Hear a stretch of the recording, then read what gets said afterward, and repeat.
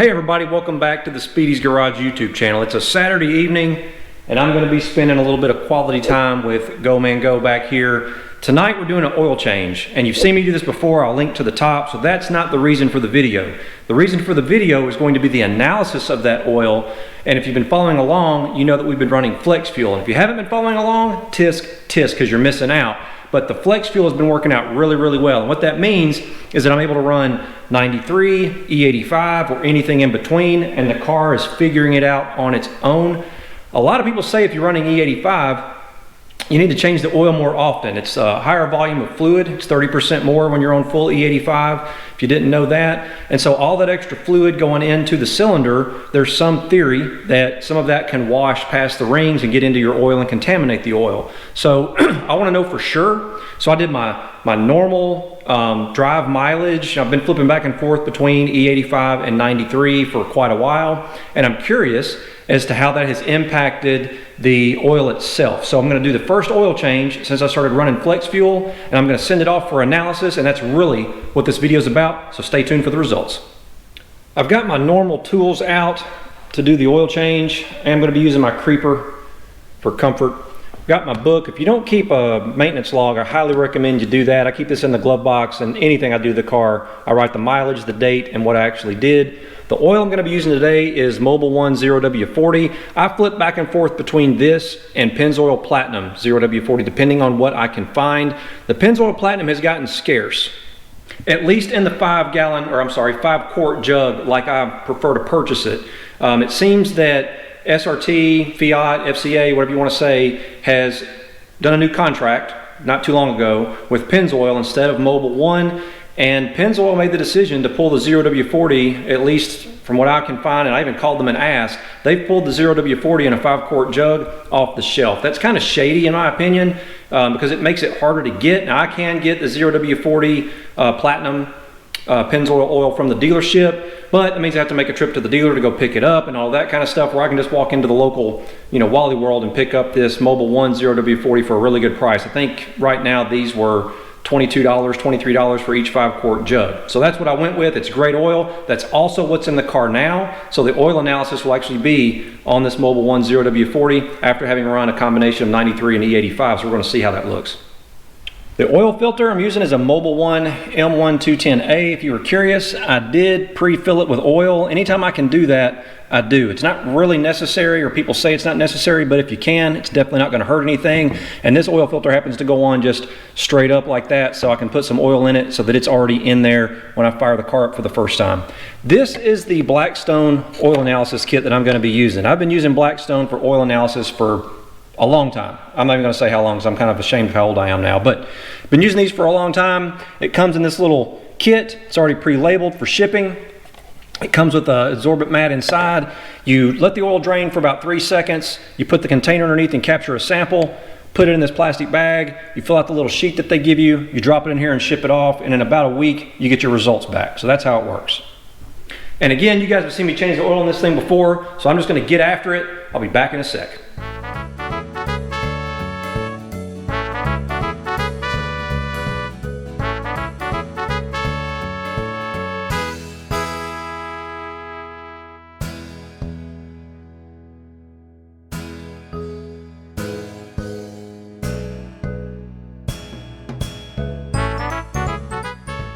It's also a good idea when you're changing the oil to give a look at your catch can. See what's in here.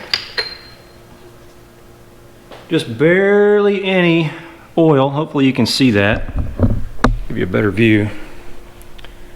Barely any. I probably got maybe a tablespoon. And I check it periodically, but it's probably been a couple thousand miles easy. That's all we got. That's not bad. Well, I got my sample, and I did take a smell of it, and it smelled like regular old used oil. I didn't smell any ethanol. Ethanol kind of smells like moonshine, if you ever smelled that, and I didn't smell any of that in the oil. But Miss Speedy just came in and said it's time for dinner, so we're going to clean up tomorrow. Okay, I'm back. Got the shop cleaned up. Go Man Go's ready to go. And I've got the little form filled out about the oil and the oil change. And so Blackstone Labs, like I said, I've been using them for a really long time, like 15 plus years probably. They ask you for the engine make and model. They ask you for a unit ID. So what they'll do is they actually keep all this stuff on file. And so if a year from now I send another sample in for analysis to Blackstone, they know which car it was for, and they'll show me the previous results versus the current results, and they can start to find trends. I did note in here the miles on the oil. It's going to be a really good test. It's 5,798 miles, and this has a few more miles on it than I normally would have in a year, and it's because I've been doing a ton of testing with the flex fuel and the E85, and it takes a lot to get that dialed in just right when you're tuning it yourself.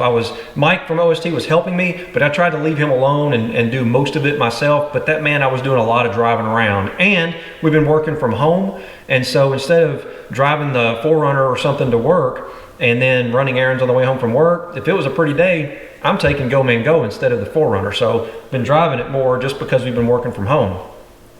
So what it ended up meaning is I put 5,798 miles on the car. Really good test. It's Mobile 1 0W40, the European version, which they ask you about here. It asks you for any remarks or notes, and I said I did run E85 and 93 in a flex fuel setup. And the folks at Blackstone, they'll actually take these notes and they'll comment on them. So they'll say, hey, if you're running E85, we noticed this or we noticed that, and it might be a result of you running E85. The last analysis I sent out was for Project Sport Runner after running the water meth injection on that vehicle for a year, and I was curious if there had been any contamination from the water meth injection, and so I noted that on the oil change analysis form. And they said no, they didn't see any indications of any problems running the water meth injection. They give you the opportunity or the option to send a check. You can put a check in here. You can put your credit card number actually on the form, which I probably don't recommend. Or you can go online to, I think it's blackstone-labs.com and prepay for the analysis. And then you just write the order number on the form and you're good to go. The kits are actually free. So they send you these, you can go online and order these. They'll send you a box of these for free, and then you actually just pay when you send it in for the analysis. So we've got our sample. I'm gonna drop it in the little plastic bag. Try to get the air out of it. There we go. Just wrap the form around the sample. Drop it into the container. Try to keep it nice and neat if I can. About as good as we're going to do, I think.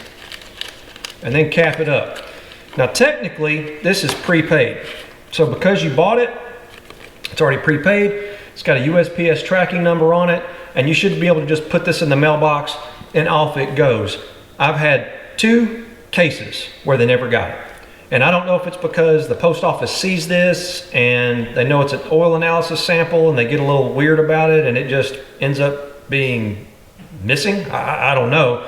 So I've gotten to where I put them in a box. I just box it up, put postage on it, costs like $3, drop it in the mailbox. It's more important to me to get the data back than the $3 or $4 it costs to mail the container in a different box. So that's what I'm gonna do. So there we go, we got our sample ready to go. Stay tuned, take us about a week to probably get those back, and I'll share them with you.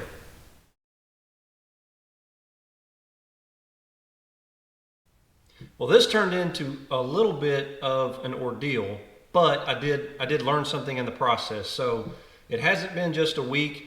The previous section of this video was actually filmed several months ago. So when I got the results back from the first oil analysis, everything looked fine. And I'll show that to you now. I'm looking at it on the laptop here, but I'll put it up where you guys can see it too.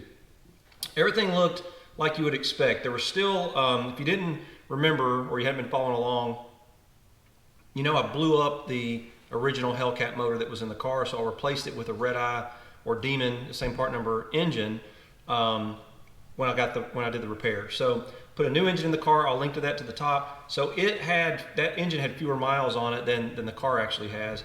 And Blackstone made a note that some of the wear metals like copper and iron were from the break-in period. So that engine, the first sample, it had 9,800 miles on the motor, and copper and iron they noted as being elevated, but because of break-in, and they expected that would wash out. What they did highlight was that the lead was also high. And they made a comment in the notes that said, had you been running any leaded race fuel or leaded fuel? And I had to think about it for a minute. I'm like, man, did I run leaded fuel? And I had to think back. That oil change actually had some racing on it from when I used to run the Renegade RM109. I would put 3 gallons of that and 2 gallons of their 110 Pro, which is leaded. So I mixed the two together. It was what one of their techs recommended that I do for this car. Well, I did that a few times, and driving home from the track, I started getting a check engine light for catalyst efficiency. And I would, clear it, put 93 in it, drive it around, wouldn't have a problem again for months. Go back to the track, run that same 3 gallon of RM109 to 2 gallons of their 110 Pro leaded. 109 is unleaded, but that 2 gallons of leaded fuel, again, driving home from the track, I'd set a check engine light for catalyst efficiency. So for whatever reason, my car was reacting to the lead in the fuel, and I decided to stop doing that. So I didn't want to, some people seem to not have any problems running leaded fuel in the cars with catalytic converters and oxygen sensors. I didn't want to take a chance on it affecting mine. Also had the recall done for the catalytic converters and the oxygen sensors, so I had brand new ones put in, and I thought after that I'm not running any more leaded fuel. So I was only running RM109 race gas unleaded fuel at the track. This is before I went to E85. So I called Crew Chief Greg and I'm like, man, did we run leaded fuel in this car on this oil change? And we were kind of talking about dates and stuff, and I went back and looked at some time slips. Sure enough, I had run quite a few gallons of leaded race gas through the car. It had some blow by, I guess, getting into the oil, and fuel will usually evaporate out. If you get a little bit in your oil, it'll burn off, but the lead stays behind. So that's what we were seeing on the high lead. But what that meant is now my results were sort of skewed, right? Everything else looked good. What I was mainly looking for to do this test is running E85 with its 30% more fuel volume. Was I getting a fuel contamination in the oil? And if you look at the results, you can see fuel percent is less than 0.5. Flash point looks good. Viscosity was fine. So there was absolutely no indicator that the E85 was causing any problems with the oil. I also did a little bit of research on factory flex fuel vehicles, and I couldn't find any maintenance items in their owner's manuals that said, if you run E85 this percentage of the time, you need to perform an oil change more often. I couldn't find anything like that. So it kind of went hand in hand. However, I wanted to be sure. So I actually drove another oil change interval period, sent a second sample off to Blackstone for analysis so that I could compare. I'll put this one up too now that you can see. And you see that iron and copper both dropped dramatically. They're down to where they're supposed to be. Blackstone made the comment that the wear metals look like they've all washed out. No more problems there. Lead dropped from 171 parts, these are in parts per million, that's how everything's measured, from 171 all the way down to 42. And I did call Blackstone and I said, hey, this lead, that was left over from the race fuel, how long does that take to wash out? And the guy told me it would probably take 3 or 4 oil changes actually. He said, you're talking about parts per million, so it's not hurting anything. And he said there's actually cars, older cars that run leaded fuel or a leaded fuel additive that they do oil analysis on. And he said the lead readings in those cars' oil is in the thousands, 3, 4, 5,000 parts per million. And he said, so it's nothing to be worried about. And he said 3 or 4 more oil changes will be all the way back down to where it's, 3 or 4 single digit like you're used to seeing. Second oil change showed the same thing though. It didn't show any problems with fuel dilution. It didn't show any problem with viscosity. Everything looked great. So there you go. E85, when you're running E85, you do not need to necessarily change the oil more often. If you want to, just for peace of mind, or maybe you have a process, where you change oil after every event that you race in. Not trying to tell you when to change your oil. I just prefer to have some data to back up what it is I'm doing, and I would rather be spending more time driving than I am changing the oil in the car. So now I've got my oil change interval figured out. I know I'm good to go with the E85, and it didn't change anything based on analysis I did with 93. All looks the same. So that's it. Took me a while to get to this conclusion, but here we are. I hope you enjoyed the video. Please give it a thumbs up if you did. Don't forget to hit subscribe if you haven't already. Be sure to check us out on Instagram. It's @speedies_garage, as well as the website, www.speediesgarage.net. And hopefully, I will see you out there.